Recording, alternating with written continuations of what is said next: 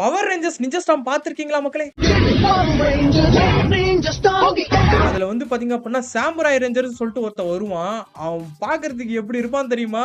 சும்மா வேற லெவல்ல இருப்பான். அண்ட் இந்த கிரீன் சாமுராய் ரேஞ்சர் வந்து பாத்தீங்க அப்படின்னா ஹெல்மெட்டா இருக்கட்டும், அவனோட அவுட்ஃபிட்டா இருக்கட்டும், எல்லாமே வந்து பாத்தீங்க அப்படின்னா செம்ம யூனிக்கா இருக்கும். அண்ட் இவங்கிட்ட வந்து பாத்தீங்க அப்படின்னா ஒரு ஸ்பெஷாலிட்டி இருக்கு. அப்படி என்னப்பா ஸ்பெஷாலிட்டி நீங்க கேட்டீங்கன்னா, இவனோட ஹெல்மெட் வந்து பாத்தீங்க அப்படின்னா 2 சைடும் திரும்பும். அதாவது ஃப்ரண்ட் சைடுல பார்த்தா ஸ்டார் மாதிரி இருக்கும். சூப்பர் சாமுராய் மோட்னு ஒன்னு இருக்கு. அந்த ஹெல்மெட்டை வந்து பாத்தீங்க அப்படின்னா அப்படியே திருப்புவான். அண்ட் திருப்பினக்கு அப்புறம் வந்து பாத்தீங்க அப்படின்னா சூப்பர் சாமுராய் மோடா மாறிடும். அண்ட் இந்த கிரீன் சாமுராய் ரேஞ்சர் தான் பவர் ரேஞ்சர்ஸ்லயே 2 சைடு ஃபேஸ் இருக்கிற ஒரே ரேஞ்சர். அண்ட் சூப்பர் சாமுராய் மோட்ல அவன் மேல போட்டிருக்க டாப்பை வந்து பாத்தீங்க அப்படின்னா கீழே கழட்டி போடுவான் பாருங்க. பூமியில ஒரு குழியே விழுந்துரும். அந்த லெவலுக்கு வந்து பாத்தீங்க அப்படின்னா அந்த டாப் வந்து கீழே அவ்வளவு பெரிய பள்ளத்தை போட்டுரும். நான்லாம் சின்ன வயசுல பார்க்கும்போது என்னடா டேய் அவ்வளோ வெயிட்டான ஒரு பொருளியாடா அவன் வந்து கோட்டு மை போட்டு சுத்தின்னு இருக்கிறான் அப்படின்ற மாதிரிலாம் எனக்கு தோணி இருக்கு. என்னதான் கிரீன் சாமுராய் ரேஞ்சர் வந்து 6வது ரேஞ்சரா வந்திருந்தாலும் இவங்கிட்ட தான் வந்து பாத்தீங்க அப்படின்னா பவரும் ஃபர்ஸ்ட் போகும். சோ இந்த நிஞ்சா ஸ்டார்ம் சீரீஸ்லயே ரொம்ப ஷார்ட் டைம்ல இருந்த ஒரு ரேஞ்சர் யாரு அப்படின்னா அது இந்த கிரீன் சாமுராய் ரேஞ்சர். முதல்ல இந்த கிரீன் சாமுராய் ரேஞ்சர் யாரு அப்படின்னா பவர் ரேஞ்சர்ஸோட மாடரேட்டரா இருந்த கேம் தான். கேம் யாரு அப்படின்னா கேம் வந்து சென்சையோட பையன். என்னடா சென்சையோட பையன்ற அவனுக்கு நிஞ்சா வித்தைகள்லாம் நிறைய தெரிஞ்சிருக்குமே நீங்க கேட்டீங்கன்னா, சென்சை வந்து பாத்தீங்க அப்படின்னா கேமுக்கு நிஞ்சா வித்தைகள்லாம் சொல்லி தரல. மத்த ரேஞ்சர்ஸ்க்கு சொல்லித்தர தெரிஞ்ச சென்சைக்கு அவரோட சொந்த பையனுக்கே வந்து பாத்தீங்க அப்படின்னா சொல்லி தரல.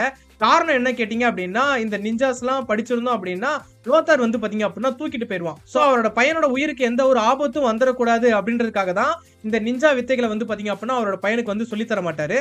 அண்ட் கேம் வந்து பாத்தீங்க அப்படின்னா உண்மையிலேயே ரொம்ப ஒரு படிப்பாளி மாதிரி இருப்பான். எனக்கெல்லாம் சின்ன வயசுல பார்க்கும்போது இவனால ஒரு ரேஞ்சராவே ஆக முடியாதுடா அப்படின்ற மாதிரி தான் நான் நினைச்சு வச்சிருந்தேன். என்னதான் சென்சை நிஞ்சா வித்தைகளை இவனுக்கு சொல்லி கொடுக்கலனாலும் இவன் வந்து பாத்தீங்க அப்படின்னா சாமுராய் நடக்கிற போட்டிக்கு வந்து பாத்தீங்க அப்படின்னா போவான். அந்த டோர்னமெண்ட்ல வின் பண்ணி தான் அந்த ஒரு செயின் ஒன்னு கொடுப்பாங்க.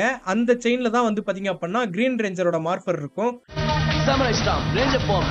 அதுக்கப்புறம் என்ன ரெஸ்ட் இஸ் ஹிஸ்டரி. இந்த ரேஞ்சர் வந்து பாத்தீங்க அப்படின்னா எல்லாரோட ஃபேவரட் ரேஞ்சரா மாறிடுறான். அண்ட் கேம் வந்து ஃபர்ஸ்ட் டைம் ரேஞ்சர் ஃபார்முக்கு மாறிட்டு அண்ட் மத்த ரேஞ்சர்ஸ் கிட்ட வந்து பாத்தீங்க அப்படின்னா கெத்து கட்டுவான் பாருங்க. அதெல்லாம் வேற லெவல்ல இருக்கும். ஆனா அவனோட ஜோடும் வந்து பாத்தீங்க அப்படின்னா செமையா இருக்கும். ஒரு ஹெலிகாப்டர் மாதிரி சுத்தி சுத்தி வந்து திடீர்னு வந்து பாத்தீங்க அப்படின்னா ரோபோட்டா மாதிரி பட்டைய கலப்போம்.